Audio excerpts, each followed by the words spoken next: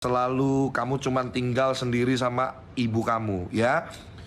Saya tahu mungkin kamu masih labil, umurnya masih belum dewasa cara berpikirnya.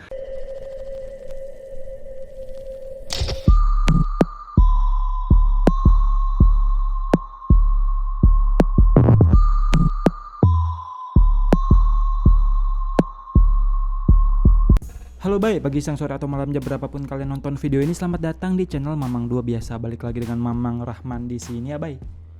Jadi baik, kali ini ada dua topik yang bakal kita bahas gitu ya. Yang pertama ending dari Mandi Lumpur, dan yang kedua nih masih anget banget gitu, yaitu adalah testimoni dari mantan karyawannya Bang John LBF ini. Ya untuk lebih jelasnya kita masuk ke topik pembahasan kita yang pertama gitu ya.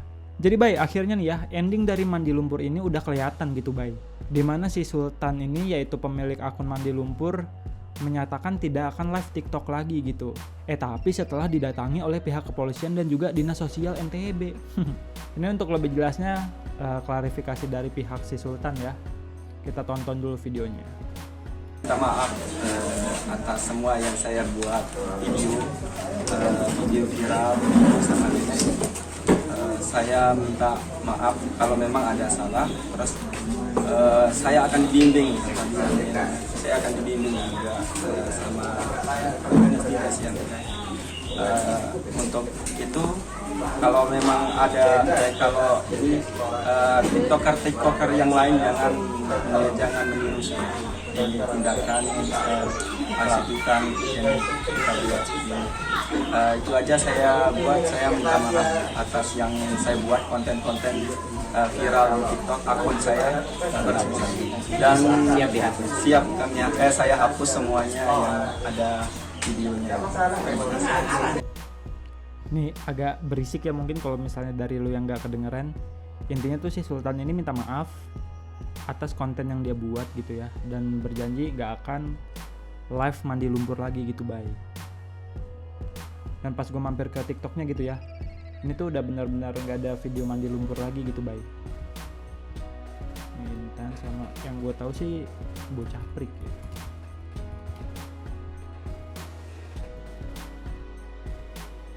Tuh sama yang bocah prik udah bener-bener gak ada ya konten Mandi Lumpur lagi gitu. Tapi gue jadi merasa iba gitu, mata pencaharian mereka jadi hilang. Karena sebenarnya mereka live TikTok juga nggak merugikan siapapun gitu. Dan kemarin kan faktanya ternyata itu semua adalah settingan gitu baik. Dari tempatnya yang udah disetting sedemikian rupa gitu kan, supaya para talentnya ini nggak terlalu kedinginan gitu baik. Dan juga ternyata menggigilnya mereka itu adalah acting gitu. Dan sebenarnya yang jahat di sini tuh siapa gitu ya? Apakah si Sultan yang mempekerjakan para lansia, tapi faktanya para lansianya sendiri gitu yang minta? Atau para netizen yang ternyata membantu exposure kontennya si Sultan ini? Karena dari hujatan mereka di live TikTok, yaitu engagementnya jadi naik gitu bay.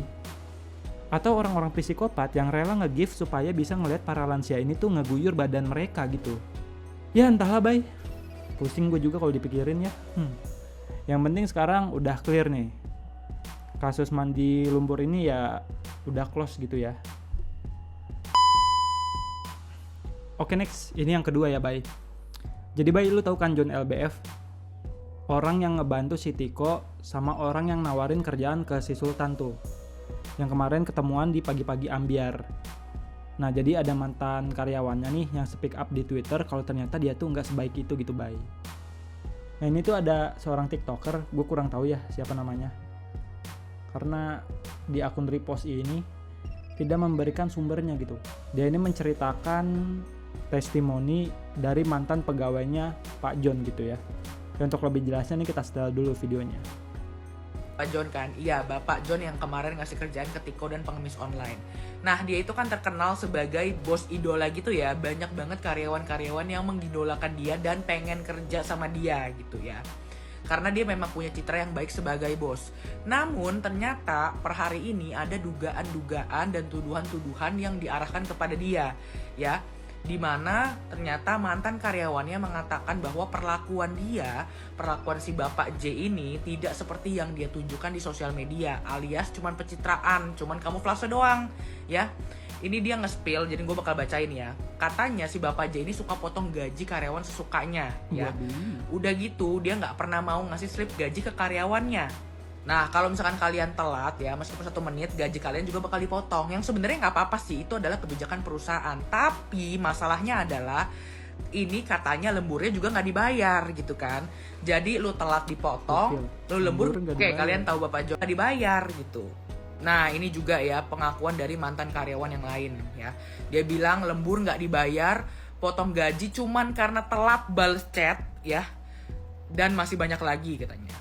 Bahkan dugaannya nih ya, katanya ada karyawan yang sampai dipotong gajinya 1,5 juta cuman karena dia nanyain status BPJS ketenaga kerjaannya ya. Di antara itu semua menurut gue ini dugaan yang paling toksik sih ya. Dugaan dimana lu harus standby 24/7 untuk membalas atau melayani beliau. Menurut gue itu keterlaluan sih. Apalagi ini di screenshotnya itu, ini tuh jam 11 malam dan di hari Jumat. Bayangin guys ya. Tapi kembali lagi ini semua masih dugaan ya. Kalian percaya atau enggak? Ya kurang lebih kayak gitu sih Bay videonya. Dan ini ada klarifikasi dari Bang John gitu ya. Ya untuk lebih jelasnya kita setel lagi nih videonya. Semoga ibu kamu sehat selalu, kamu cuman tinggal sendiri sama ibu kamu ya. Saya tahu mungkin kamu masih labil, umurnya masih belum dewasa cara berpikirnya. Saya memaafkan kamu ya. Oke, semoga kamu sehat selalu ya. Dan kalau memang kamu masih mau kerja di tempat saya, boleh silahkan balik ya. Gitu ya teman-teman ya. Semoga kita senantiasa dalam lindungan Allah Subhanahu wa Ta'ala. Dan kalaupun kamu tidak mau balik lagi di perusahaan saya, nggak apa-apa. Saya berdoa semoga karir kamu baik, masa depan kamu baik. Saya doakan kamu punya kesuksesan untuk apapun yang kamu cita-citakan. Biar bagaimanapun kamu boleh menoleh ke belakang.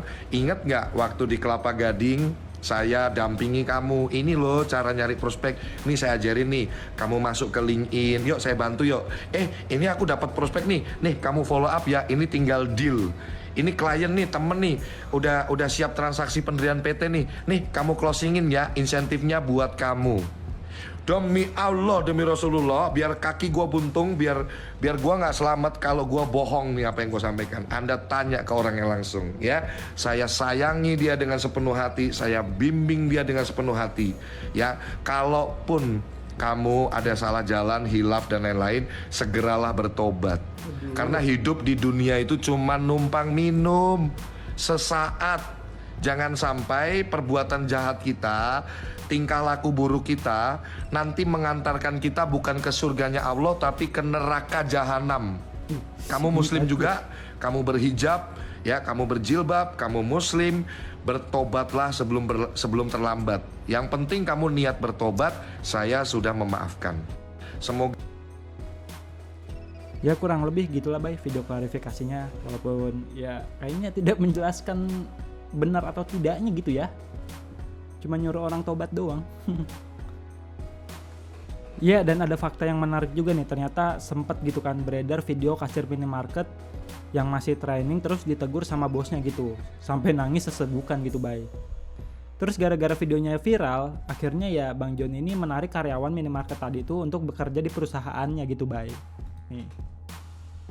Citra sudah pakai seragam high five pastinya dan sudah dapat handphone baru juga untuk digunakan untuk kegiatan perusahaan ya kan. Alhamdulillah ya kan. Semoga hal baik yang kita kerjakan hari ini. Gokil ya nyarinya yang viral-viral gitu biar engagementnya naik. Ya sama sih, gue juga nyarinya yang viral-viral. Tapi subscriber segini-gini aja. Tolonglah subs lah. Target gue 2023 ini ya monetize lah. Apa perlu nih gue mandi lumpur biar 1 kali subscribe 1 kali guyuran gitu. Ya oke lah Bay, segitu aja video gue kali ini. Kita nggak bisa ngejudge langsung gitu ya, karena buktinya juga kurang terlalu valid gitu. Tapi kalau emang bener kejadiannya kayak gitu, ya jadiin aja pelajaran buat kita nih, supaya jangan terlalu berharap sama manusia dan jangan melihat apa yang ada di sosial media itu aslinya seperti itu gitu Bay. Ibarat kata manusia tuh bagaikan yin dan yang, selalu ada sisi keterbalikan dari mereka semua gitu ya. Misalnya aja kayak Adolf Hitler, walaupun terkenal kejam tapi dia itu pencinta kucing gitu bay. Terus juga Firaun gitu, walaupun kejam tapi dia tetap setia gitu sama istrinya. Ini kok gue jadi kemana-mana ya. Ya oke lah bay, Mamang Rahman cabut dulu, jangan lupa like, comment, subscribe, sama share dong. Oke? Oh iya, gongsi Fatcoy ya untuk yang merayakan.